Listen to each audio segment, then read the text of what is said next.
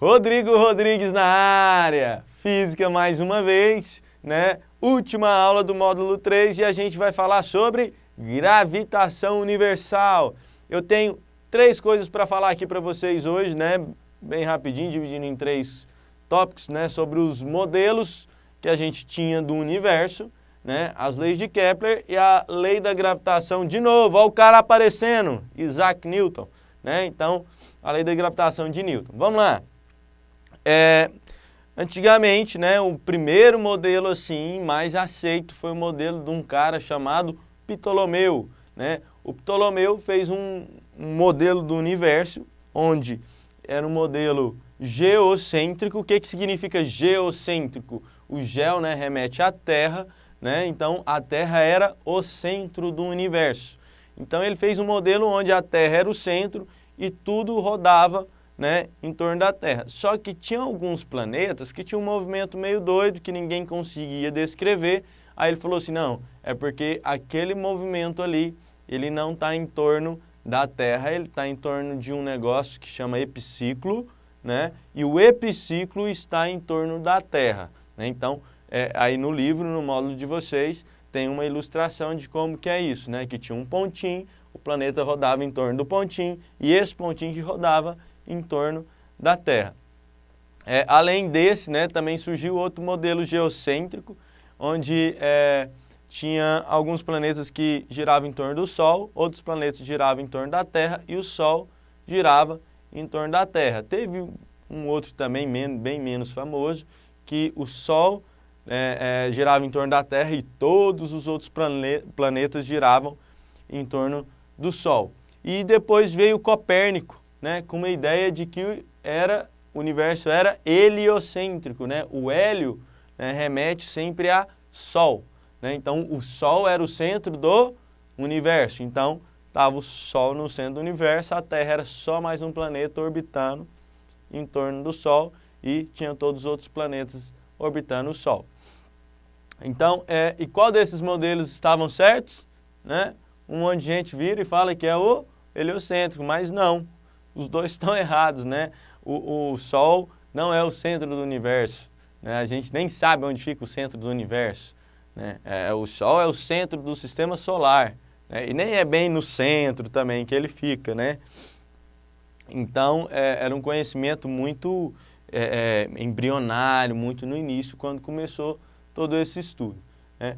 E aí, depois de alguns estudos, tinha um cara chamava Tycho Brahe. O Tycho Brahe tinha um observatório, fez várias anotações, quase descobriu um monte de coisa, e ele tinha um carinha lá que trabalhava com ele, o estagiário, né, que era o Johannes Kepler, né? E Kepler que foi o cara que descobriu mesmo as coisas, que pegou as anotações do Tycho Brahe e conseguiu formular 3 leis, né? Então ele fez uma lei que chama lei das órbitas, lei das áreas e lei dos períodos. Vamos lá, falar um pouquinho de cada uma dessas leis, né? O Kepler falou assim, ó, as órbitas dos planetas não são circulares, né? Então a gente sempre imagina que é um círculo.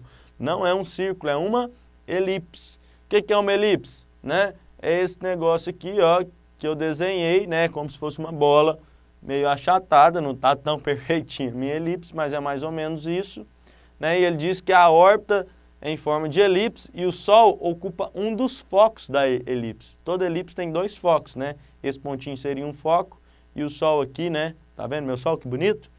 É o outro foco da elipse. Lógico que na órbita dos planetas não é uma elipse tão achatada assim, né? Geralmente são elipses mais próximas, tem os focos mais perto aqui, então são mais próximas de ser circular. Inclusive a órbita da Terra é muito perto de ser um círculo, mas não é um círculo, né? Ainda assim é uma elipse. Aí isso faz com que exista 2 pontos importantes, que é o periélio, né? Que é hélio, lembra que eu falei? Sol, perto do Sol, e o afélio, afastado do Sol. É o ponto mais longe e o ponto mais próximo. Segunda lei de Kepler fala sobre lei das áreas. Se você pega um planeta, vamos supor que o planeta sai daqui e vem para cá. Aí você faz uma linha ligando o planeta quando ele estava aqui ao Sol, o planeta, quando ele estava aqui, ao Sol também, e fecha junto com um pedacinho da órbita dele. Vai formar uma área. Se você pegar essa área e dividir pelo tempo que ele demorou para vir daqui até aqui, né, e desenhar isso de novo, só que em outra posição, né, fazer a área também da mesma forma e dividir pelo tempo, isso vai ser sempre uma constante, né? Traduzindo com palavras mais simples do português, né, ele descreve áreas iguais em intervalo de tempos iguais. Foi outra coisa que o Kepler descobriu. E a terceira lei de Kepler fala que existe uma relação, né, entre o raio médio, né, da órbita do planeta. Por que raio médio? Né? Porque aqui não é um círculo, então ele não tem só um raio, tem um raio maior e um raio menor. Então, existe uma relação entre o raio médio e o tempo que o planeta demora para dar uma volta no Sol, né? E aí também tem na apostila de vocês essa relação, que fala que o quadrado do tempo, né, que lá inclusive chama de período. O que é período? Período é o tempo que demora para acontecer uma coisa completa, ou seja, uma volta completa, né? Então, o tempo da volta completa ao quadrado é igual a uma constante vezes o cubo do raio médio desse planeta. E, para finalizar, lei da gravitação universal de Newton. Eu comecei a falar disso, né? Dei uma ideia disso na última aula, que eu falei que massa atrai massa.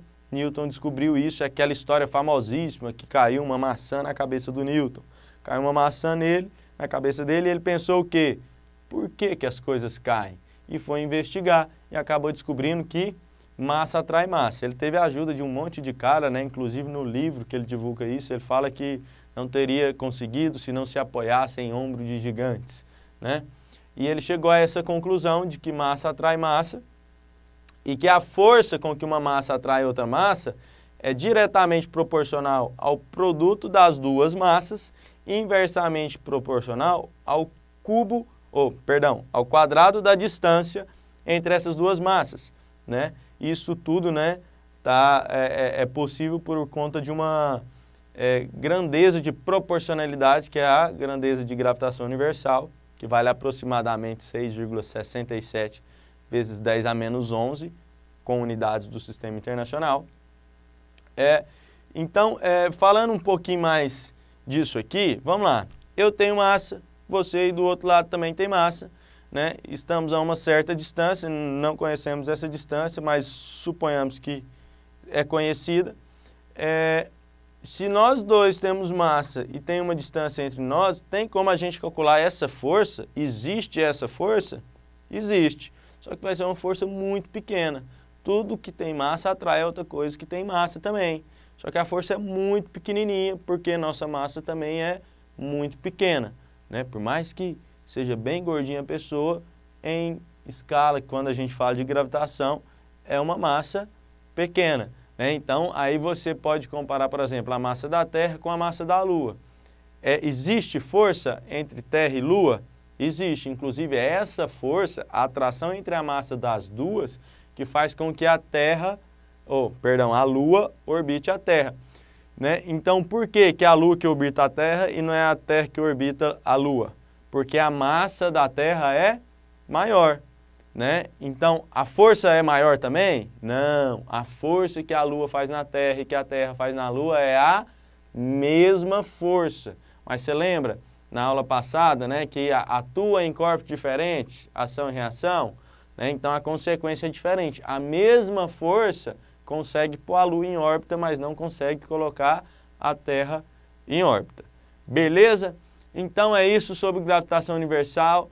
Muito obrigado pela sua atenção e espero você no próximo módulo.